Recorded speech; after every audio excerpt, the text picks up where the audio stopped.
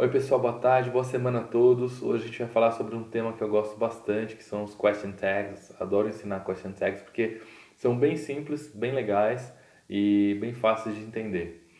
Eles são confirmações que aparecem, então assim, vocês fazem ou uma frase afirmativa e depois negam no final, ou uma frase negativa e depois vocês afirmam no final da frase, né? Então vou dar alguns exemplos em diferentes tempos verbais para que vocês possam entender a ideia dos question tags, tá? She's beautiful, isn't she? They live in Sydney, don't they? That was an ugly situation, wasn't it? He went home early, didn't he? Tá? Então são alguns exemplos nos quais você coloca a frase afirmativa e depois nega no final. E a gente pode fazer o contrário também, tá? Que é correto da mesma forma, depende do contexto, tá? Então a gente pode pensar, the car isn't coming, is it? He can't say a word, can he? Né? Então já usando um modal. You weren't swimming, were you? He won't be drinking today, will he? Tá? Então vocês estão vendo agora exemplos de frases que começam negativas e que terminam no afirmativo, mas a ideia é a mesma, tá? A gente está confirmando do mesmo jeito. Aí a gente tem alguns casos especiais para utilizar os question tags, tá?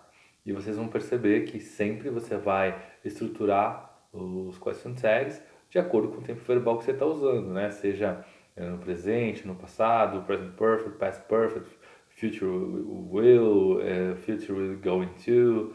Então depende de cada contexto, você vai estruturar dessa forma, tá? O final vai ser o contrário do início, né? Ou no negativo ou no afirmativo, tá? Então vamos pensar nos casos que são especiais, que são negativa sem not. A gente muitas vezes pensa que você só nega quando coloca o not na frase. Então, nesse caso você vai ter um exemplo diferente disso. He never goes to school, does he? Aí você pode pensar, mas tem algo negando? Sim, never. Mas é um advérbio, né? Um advérbio de frequência. Não com not, como geralmente a gente nega, tá? Quando você fala no imperativo, usando will, né? Então você vai colocar assim, stop talking, will you? Tá? Ou stop fighting, will you? Então você vai colocar no imperativo e você vai usar will no final, tá? Para confirmar. Quando a gente usa let's, né, na frase, let's go outside, shall we? Tá? Então você, quando usa o let's, você vai concluir com shall para confirmar. Tá? Então são exceções, são casos especiais.